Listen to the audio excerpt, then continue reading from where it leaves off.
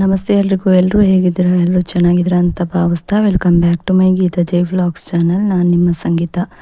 ಇವತ್ತಿನ ವಿಡಿಯೋದಲ್ಲಿ ಈ ಒಂದು ವರಾಹಿ ತಾಯಿಯ ಮಂತ್ರದ ಬಗ್ಗೆ ತಿಳಿಸ್ಕೊಡ್ತಾ ಇದ್ದೀನಿ.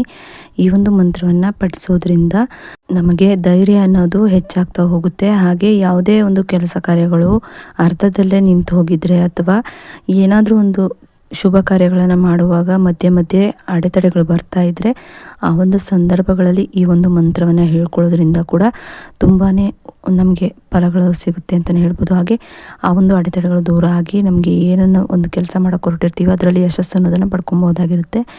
ಇನ್ನು ಏನಾದರೂ ನಿಮಗೆ ಮಕ್ಕಳಾಗಿಲ್ಲ ಅಥವಾ ಮದುವೆ ಆಗಿಲ್ಲ ಅನ್ನೋರು ಕೂಡ ಈ ಒಂದು ಮಂತ್ರವನ್ನು ಪಠಿಸ್ಬೋದಾಗಿರುತ್ತೆ. ಈ ಒಂದು ಮಂತ್ರಕ್ಕೆ ಇರುವಂಥ ನಿಯಮ ಏನು, ಹಾಗೆ ಈ ಒಂದು ಮಂತ್ರವನ್ನು ನಾವು ಎಷ್ಟು ಬಾರಿ ಯಾವ ಸಮಯದಲ್ಲಿ ಹೇಗೆ ಪಠಿಸ್ಬೇಕು ಅನ್ನೋದನ್ನು ಎಲ್ಲವನ್ನು ಕೂಡ ಈ ಒಂದು ವಿಡಿಯೋ ಮೂಲಕ ನಾನು ನಿಮಗೆ ಸಂಪೂರ್ಣವಾಗಿ ತಿಳಿಸ್ಕೊಡ್ತಾ ಇದ್ದೀನಿ. ವಿಡಿಯೋವನ್ನು ಎಲ್ಲೂ ಕೂಡ ಸ್ಕಿಪ್ ಮಾಡದೆ ನೋಡೋದ್ರಿಂದ ಇದರ ಬಗ್ಗೆ ಸಂಪೂರ್ಣವಾದ ಮಾಹಿತಿಯನ್ನು ನೀವು ಪಡ್ಕೋಬಹುದಾಗಿರುತ್ತೆ. ಇನ್ನು ಈ ಒಂದು ವಾರಾಹಿ ತಾಯಿಯ ಮಂತ್ರವನ್ನು ನಾವು ಪ್ರತಿನಿತ್ಯವೂ ಕೂಡ ತಪ್ಪದೇ ಪಠಿಸ್ತಾ ಬರೋದ್ರಿಂದ ನಮ್ಮ ಜೀವನದಲ್ಲಿ ಯಾವುದೇ ರೀತಿಯ ಸಂಕಷ್ಟಗಳನ್ನ ಎದುರಿಸ್ತಿದ್ರೂ ಕೂಡ ಆ ಒಂದು ಕಷ್ಟಗಳು ತಾನಾಗಿ ದೂರ ಸರಿಯುತ್ತೆ ಅಂತಲೇ ಹೇಳ್ಬೋದು. ಹಾಗೆ ಈ ಒಂದು ವಾರಾಹಿ ತಾಯಿಯನ್ನು ನಾವು ಪಠಿಸೋದಕ್ಕೆ ಯಾವ ವಾರದಲ್ಲಿ ಶುರು ಮಾಡಬೇಕು, ಮಂತ್ರಗಳನ್ನು ಪಠಿಸೋದಾಗಲಿ ಅಥವಾ ವ್ರತ ಪೂಜೆಗಳನ್ನು ಶುರು ಮಾಡೋದಕ್ಕಾಗಲಿ ಯಾವ ವಾರದಿಂದ ಶುರು ಮಾಡಬೇಕು ಅನ್ನೋದಾದರೆ ಮಂಗಳವಾರ, ಶುಕ್ರವಾರ ಅಥವಾ ಗುರುವಾರದ ದಿನಗಳಲ್ಲಿ ಕೂಡ ನೀವು ಈ ಒಂದು ವಾರಾಹಿ ತಾಯಿಯ ಆರಾಧನೆಯನ್ನು ಅಥವಾ ವಾರಾಹಿ ತಾಯಿಯ ಮಂತ್ರಗಳನ್ನು ಪಠಿಸೋದಾಗಲಿ ವ್ರತವನ್ನು ಮಾಡೋದಾಗಲಿ ಮಾಡ್ಬೋದಾಗಿರುತ್ತೆ, ಶುರು ಮಾಡ್ಬೋದಾಗಿರುತ್ತೆ. ಇನ್ನು ವಾರಾಹಿ ತಾಯಿಯ ಮಂತ್ರಗಳನ್ನು ಪಠಿಸೋದಕ್ಕೂ ಮುಂಚೆ ಶುದ್ಧವಾಗಿ ಕೆಂಪು ಅಥವಾ ಹಳದಿ ಬಟ್ಟೆಯನ್ನು ಧರಿಸ್ಕೊಂಡು ಕೂತ್ಕೊಂಡು ಎಲ್ಲಾದರೂ ಒಂದು ಶುದ್ಧವಾದ ಸ್ಥಳದಲ್ಲಿ ಕೂತ್ಕೊಂಡು ಪಠಿಸ್ಬೇಕಾಗತ್ತೆ. ಇನ್ನು ನಾನ್ ವೆಜ್ ಏನಾದರೂ ನೀವು ತಿಂದಿದ್ರೆ ಆ ಒಂದು ದಿನಗಳಲ್ಲಿ ವಾರಾಹಿ ತಾಯಿಯ ಮಂತ್ರಗಳನ್ನು ಪಠಿಸ್ತೇ ಇರೋದೇ ಉತ್ತಮ. ಇನ್ನು ಹೆಣ್ಮಕ್ಳಾಗಿದ್ದರೆ ಏನು ನಿಮ್ಮ ಡೇಟ್ ಇರುತ್ತಲ್ಲ ಆ ಡೇಟ್ ಮುಗಿದ ನಂತರ ಬೇಕಾದರೆ ನೀವು ಈ ಒಂದು ವಾರಾಹಿ ತಾಯಿಯ ಮಂತ್ರವನ್ನು ಪಠಿಸ್ಬಹುದಾಗಿರುತ್ತೆ. ಆ ಒಂದು ದಿನಗಳ ಕಾಲ ಸ್ಕಿಪ್ ಮಾಡಿ ನಂತರದ ದಿನಗಳಲ್ಲಿ ನೀವು ಪಠಿಸ್ಬೋದಾಗಿರುತ್ತೆ. ನಾನ್ ವೆಜ್ ಏನು ತಿಂದಿಲ್ಲ ಅಂದರೆ ನಾರ್ಮಲಾಗಿ ನೀವು ಕೈಕಾಲು ಮುಖ ತೊಳ್ಕೊಂಡು ದೇವ್ರ ಮನೆ ಅಥವಾ ಹೊರಗಡೆ ಎಲ್ಲರೂ ಪರಿಸರದ ಮಧ್ಯೆ ಕೂತ್ಕೊಂಡು ನೀವು ಪಠಿಸ್ಬೋದಾಗಿರುತ್ತೆ. ಇನ್ನು ಸಂಜೆ ಗೋಧೂಳಿ ಲಗ್ನದ ನಂತರ ಅಂದರೆ ಸಂಜೆ 6 ಗಂಟೆ ನಂತರ ಬೇಕಾದರೂ ನೀವು ದೇವ್ರ ಮನೆಯಲ್ಲಿ ದೇವ್ರ ದೀಪ ಹಚ್ಚಿದಾಗ ಬೇಕಾದರೂ ಈ ಒಂದು ಮಂತ್ರಗಳನ್ನು ಪಠಿಸ್ಬೋದಾಗಿರುತ್ತೆ. ಅಥವಾ ನಮ್ಗೆ ಆಗೋದಿಲ್ಲ ಅನ್ನೋರು ನೀವು ಬೆಳಗ್ಗೆ ಬ್ರಾಹ್ಮಿ ಮುಹೂರ್ತದಲ್ಲಿ ಬೇಗ ಕೆಲಸಕ್ಕೆ ಹೋಗ್ತೀನಿ ಅನ್ನೋರು ಕೂಡ ಬ್ರಾಹ್ಮಿ ಮುಹೂರ್ತದಲ್ಲೇ ಮಾಡ್ಬೋದಾಗಿರುತ್ತೆ. ಬ್ರಾಹ್ಮಿ ಮುಹೂರ್ತ 3:20ರಿಂದ 6 ಗಂಟೆ ಒಳಗಿರುತ್ತೆ. ನೀವು ಆ ಒಂದು ಸಮಯದಲ್ಲಿ ಯಾವ ಸಮಯದಲ್ಲಾದರೂ ಕೂಡ ನೀವು ಪಠಿಸ್ಬೋದಾಗಿರುತ್ತೆ.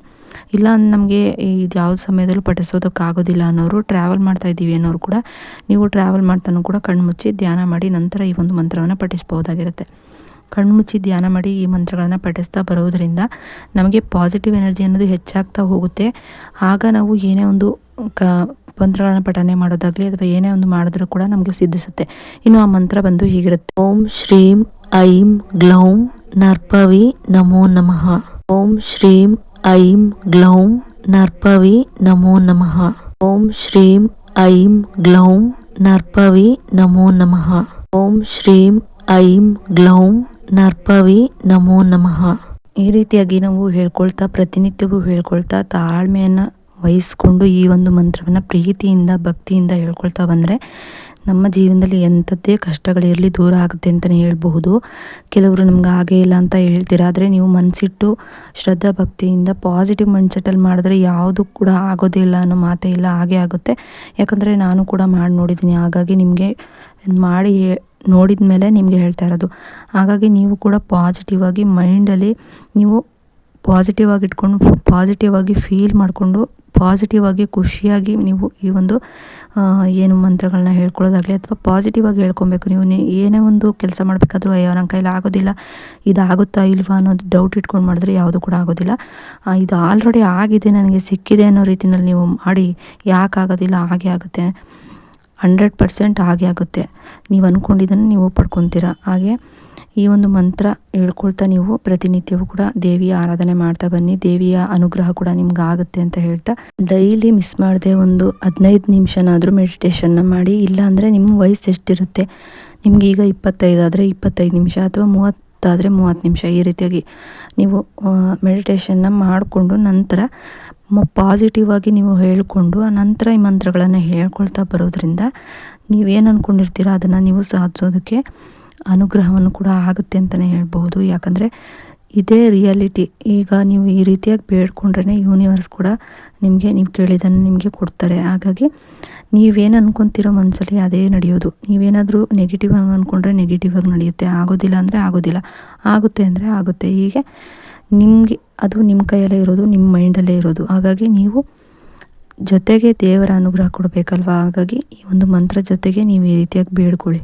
ಈ ಒಂದು ವಿಡಿಯೋ ಏನಾದರೂ ನಿಮಗೆ ಇಷ್ಟ ಆಯಿತು ಅಂದರೆ ಲೈಕ್ ಮಾಡಿ, ಶೇರ್ ಮಾಡಿ, ಕಮೆಂಟ್ ಕೂಡ ಮಾಡಿ.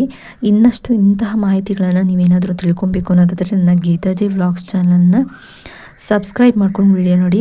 ಸಬ್ಸ್ಕ್ರೈಬ್ ಪಕ್ಕ ಬೆಲ್ ಐಕನ್ ಬಟನ್ ಇರುತ್ತೆ, ಅಲ್ಲಿ ಆಲ್ ಆಪ್ಷನ್ ಮೇಲೆ ಕ್ಲಿಕ್ ಮಾಡಿದ್ರೆ ನಾನು ಯಾವುದೇ ರೀತಿ ವಿಡಿಯೋ ಮಾಡಿ ಅಪ್ಲೋಡ್ ಮಾಡಿದ್ರೂ ಕೂಡ ನಿಮಗೆ ನೋಟಿಫಿಕೇಷನ್ ಮೂಲಕ ಮೊದಲು ಬಂದು ತಲುಪುತ್ತೆ.